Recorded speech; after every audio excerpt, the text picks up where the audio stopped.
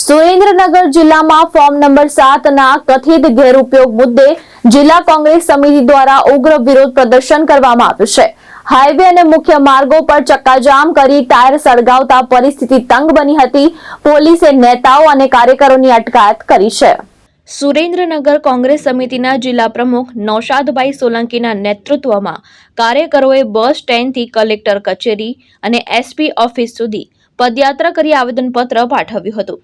કોંગ્રેસનો આક્ષેપ છે કે જિલ્લામાં એસઆઈઆર કામગીરી દરમિયાન મતદાર યાદીમાંથી નામ કમી કરવા ફોર્મ નંબર 7નો ગેરઉપયોગ થયો છે અને અંદાજે 25,000 જેટલા મતદાતાઓના નામો કમી કરવા માટે ખોટી અરજીઓ કરવામાં આવી છે। તંત્ર દ્વારા કોઈ કાર્યવાહી ન થતા કોંગ્રેસે સુરેન્દ્રનગર વઢવાણ ગણપતિ ફાટસર વિસ્તાર, વઢવાણ શિયાળીની પોળ તેમજ રાજકોટ અમદાવાદ નેશનલ હાઈવે અને દસાડા બહુચરાજી હાઈવે સહિતના માર્ગો પર ચક્કાજામ કર્યો હતો। ટાયર અને લાકડા સળગાવી વિરોધ નોંધાવતા કલાકો સુધી ટ્રાફિક પ્રભાવિત રહ્યો હતો। પરિસ્થિતિને ધ્યાનમાં રાખી પોલીસે બહોળી સંખ્યામાં કાર્યકરો અને નેતાઓની અટકાયત કરી મામલો શાંત પાડવાનો પ્રયાસ કર્યો છે। કોંગ્રેસે ચેતવણી આપી છે કે જો જવાબદાર તત્વો સામે એફઆઈઆર દાખલ નહીં થાય તો આવનારા દિવસોમાં વધુ ઉગ્ર આંદોલન કરવામાં આવશે। ગુજરાતની સાથે સુરેન્દ્રનગર જિલ્લાની અંદર પણ ભારતીય જનતા પાર્ટી દ્વારા મોટા પાયે ષડયંત્ર કરી હજારો લોકોના મતદાર યાદીમાંથી નામ દૂર કરવાનું જે પાપ કરવામાં આવ્યું છે એની વિરુદ્ધની અંદર સુરેન્દ્રનગર જિલ્લાનો એક એક કાર્યકર્તા આજે રોડ ઉપર લડાઈ લડી રહ્યો છે। ત્યારે આજે સુરેન્દ્રનગર જિલ્લાના બધા જ કાર્યકર્તાઓએ સુરેન્દ્રનગર જિલ્લાના અનેક હાઈવેને ચક્કાજામ કરી દેવામાં આવ્યા છે। આજે અમદાવાદ, વિરમગામ, માલવણ, કચ્છ હાઈવેને અનેક જગ્યાએ બ્લોક કરી અને ટ્રાફિક ચક્કાજામ કરવામાં આવ્યું છે। બહુચરાજીથી દસાડા, માલવણ અને સુરેન્દ્રનગર સુધીનો હાઈવે પણ ચક્કાજામ અનેક જગ્યાએ કરવામાં આવ્યો છે। સુરેન્દ્રનગરની અંદર ધોળી પોળ, શિયાળીની પોળ પાસે પણ ચક્કાજામ કરવામાં છે। સાથે સાથે આજે લીંબડી નેશનલ હાઈવેને પણ ચક્કાજામ કરવાના કાર્યક્રમો આપવામાં આવ્યા છે। આજે કોંગ્રેસનો એક એક કાર્યકર્તા દેશના, ગુજરાતના નાગરિકો માટે, એના મતાધિકાર માટે આજે લડી રહ્યો છે। ચૂંટણી પંચ એ ભારતીય જનતા પાર્ટીના કાર્યકર તરીકે કામ કરી રહ્યો છે। જે લોકોએ ફોર્મ નંબર 7 બોગસ ભર્યા છે એની સામે આજે તંત્ર, પોલીસ કે ચૂંટણી પંચ કોઈ જ કાર્યવાહી કરવા તૈયાર નથી અને એક રીતે એમને છાવરવાનું કામ કરી રહ્યું છે।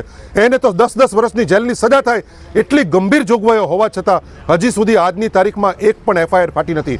અમે લોકોએ નામજોગ ફરિયાદો આપી છે કે આટલા લોકોએ આ લોકશાહીને લાંછન લગાડવાનું કામ કર્યું છે, લોકોના મતાધિકાર છીનવવાનું કામ કર્યું છે। એની સામે તમે એફઆઈઆર દાખલ કરો, પરંતુ હજી સુધી દાખલ કરી નથી।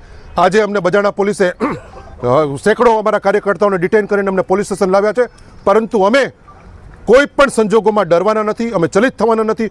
આખરી દમ સુધી અમે લડવાના છીએ અને આજના માધ્યમથી અમે તંત્રને બે હાથ જોડીને વિનંતી કરીએ છીએ કે જે ગુનેગારો છે એની સામે જે સંવિધાનિક કાર્ય કરી જે કંઈ કાનૂની કાર્યવાહી છે એ કાનૂની કાર્યવાહી કરવામાં આવે, અન્યથા અમારે અમારા જીવની આહુતિ પણ આપવી પડશે તો અમારાથી અમે ખચકાશું નહીં।